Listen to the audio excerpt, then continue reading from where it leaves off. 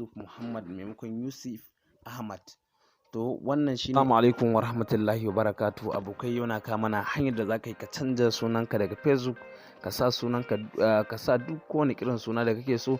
Misali, abin da nake nufi shine, misali kana amfani da wani suna, misali na gayu daban, kana amfani da boss ko real wani abu, kana so ka sa sunanka na ainihi full name nakan, ko kuma kana so kai karin suna amma baka san hanyar da zaka yi ba. To dan ganin wannan hanyar da zaka yi ka canza sunanka na Facebook, ka sa wani sunan da kake so ka sa, ba sai ka bude ba. Zaka ga wani yana so yi amma sai ya bude sabon Facebook domin ya yi wannan sauyin da yake so yi. So dan ganin hanyar da zaka canza sunanka daga Facebook, ka biyo ni har ƙarshen wannan bidiyon. Kada ka manta, idan kai sabo ne a wannan channel, ka danna alamar subscribe, sannan ka danna alamar ƙararrawa, ka zaɓi all. Hakan shine zai ba mu dama da zamu sauki sabon bidiyo a sanar da kai yau.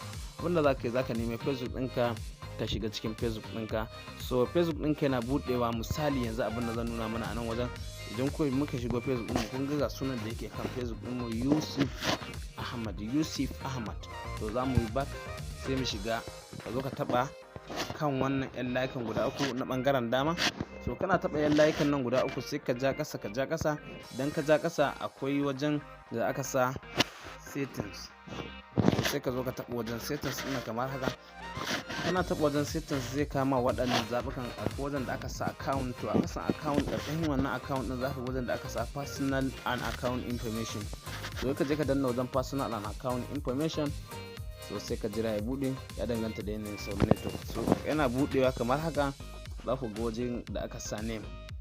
So zaka iya a nan wajen ilimi ƙwaya biyu ne, zaka iya canja suna, kuma zaka iya canja email address ne, ko sawa, ko canja, ko phone number da kake amfani da ita. Zaka iya canja wannan phone number nakan ka sa wacce kake so.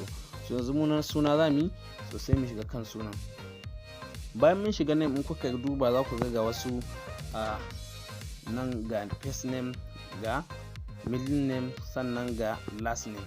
So mu anan wajen zamu canja ƙwaya biyu ne kawai, daman ƙwaya biyu ne da mu.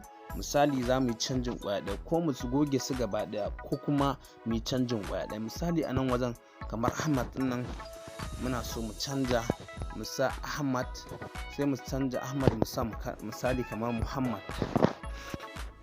Yusuf ɗin ma sai mu canja, mu sa Yusuf. Idan ku duba da ai ce a nan wajen maimakon U ɗin, to sai mun canja, muka sa Yusuf Muhammad. So abin da za mu yi bayan mun yi haka, idan ku zo, za mu zo mu danna wannan ɗan bulan abin nan inda aka sa change review.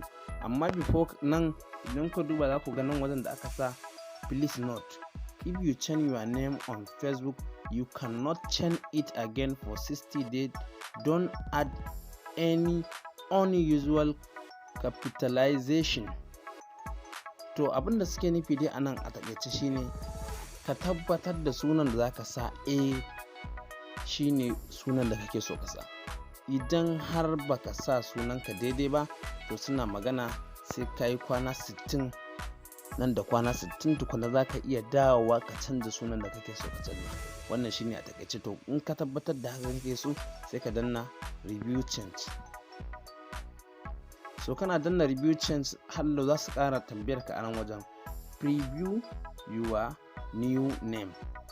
Choose how your name will appear on your profile. Ka zaɓa, ka duba. Za su ƙara dai tabbatar ma, ka duba ya kake so sunanka ya kasance, akan profile ɗinka. To ga zaɓi ƙwaya biyu, kamar wanda muka sa Yusuf Muhammad. In ba haka kake so ba, Muhammad Yusuf kake so, gashi nan dai in ku duba duk za ku gani, gashi nan Yusuf Muhammad ga Muhammad Yusuf. Duk wanda kake so. In na ƙasan kake so, abin da za ka yi sai ka danna wannan ticket ɗin ya koma ƙasa. In na saman ne wanda muka sa da farko, sai mu komar da shi sama. Sai ka zo nan wajen, gashi na hallau dai sun ƙara sanar da kai, ka sani cewa note, you won't be able to change your name with the next 60 days. Ba za ka iya canza sunanka ba har sai kwana 60 yayi, kenan wata biyu kenan. So abin da za ka yi, sai ka zo ka sa password ɗinka da ka sa da yake kan shi wannan Facebook ɗin da kake amfani da shi.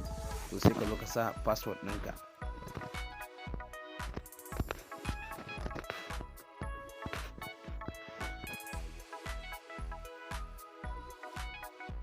To sun ce min incorrect password, ba zan ƙarasawa.